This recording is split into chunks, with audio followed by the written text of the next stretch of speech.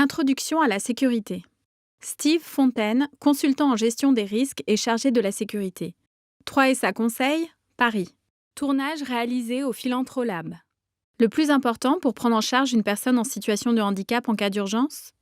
Le handicap, c'est sûr que c'est important de comprendre les besoins spécifiques des personnes, mais pour moi, ce qui est important, c'est vraiment la préparation. En fait, dans la prise en charge lors de situations d'urgence, puisqu'on parle ici de ça, c'est d'être bien préparé.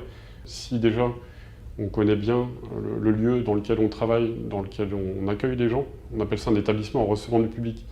Donc le recevoir, c'est pas seulement lui montrer où s'asseoir ou lui montrer où sont les toilettes. Le recevoir, c'est lui faire part de toute notre connaissance du lieu pour lui permettre de l'exploiter à fond et dans toutes les situations. Pourquoi c'est important de savoir comment réagir face à des personnes en situation de handicap ? J'ai tendance à dire que la prise en compte du handicap des personnes, c'est le dernier paramètre à prendre en compte. Il reste néanmoins important, c'est-à-dire que c'est pas quelque chose qui va s'improviser non plus, en se disant je suis prêt, je connais mon lieu, je connais mes procédures, donc tout va bien se passer, ça va être facile. Ce ne sera pas le cas. On peut se former pour finalement acquérir des automatismes, des réflexes, et voilà. Par exemple, se former au secourisme, au geste de premier secours, c'est quelque chose qui déjà va nous mettre dans des situations un petit peu hors du commun. Donc là déjà, on va commencer à se poser des questions, comment je dois réagir. Donc on aura ces automatismes. Comment et pourquoi faut-il s'adapter aux personnes en situation de handicap ? Il n'y a pas 36 solutions, il faut s'intéresser aux choses, donc lire des choses sur les différents types de handicap, des témoignages ou autres, et puis se mettre en situation, même mentalement, même sans le faire en vrai, mais si je vous demande de fermer les yeux et de me suivre, voilà, vous pouvez faire l'expérience dans la rue, dans votre immeuble, n'importe où, hein, les choses elles ne se font pas naturellement. Donc ça, la personne qui prend en charge une personne aveugle, il va falloir qu'elle comprenne tout ça. Le fait d'arriver sur des obstacles aussi, une personne qui arrive sur un escalier normalement, aveugle, elle va le sentir, elle va savoir qu'elle arrive sur un escalier.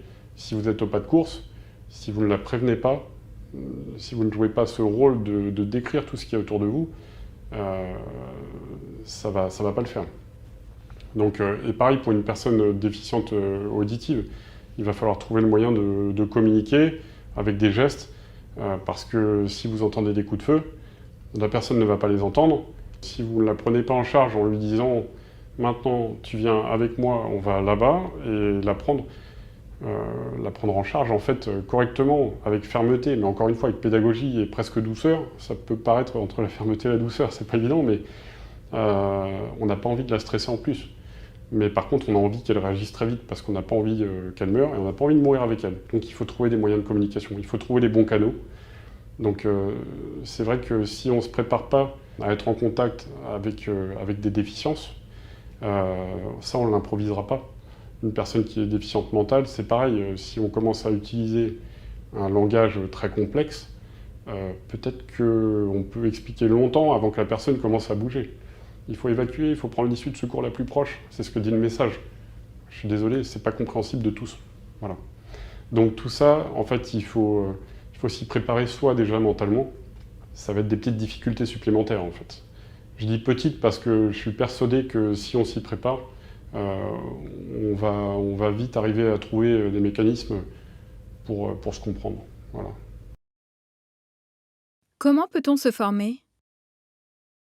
Il y a des organismes de formation qui proposent ce type de formation. On peut même le faire en interne pour peu qu'on ait un responsable ou quelqu'un qui soit bien au courant des choses, qui établisse le programme qui aborde tous les thèmes. Pourquoi pas le faire en interne? Aujourd'hui, on a la chance déjà d'avoir Internet aussi. Le ministère de la Culture a mis à disposition des documents sur les thèmes de la sécurité. Et puis après, il ne faut pas hésiter à se faire aider, à se faire accompagner.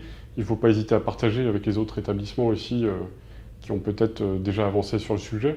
Je pense que quand on veut bien faire, on va toujours trouver les ressources et les moyens de mettre des choses en place, de tester, de voir ce qui fonctionne moins. Et petit à petit, on augmente le niveau. Remerciements Steve Fontaine, consultant en gestion des risques et chargé de la sécurité, 3SA Conseil.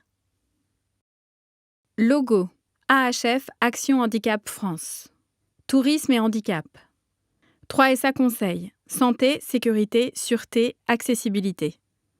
Le Philanthrolab. Fondation NG. Make.org Foundation. Fondation Handicap Malakoff Humanis.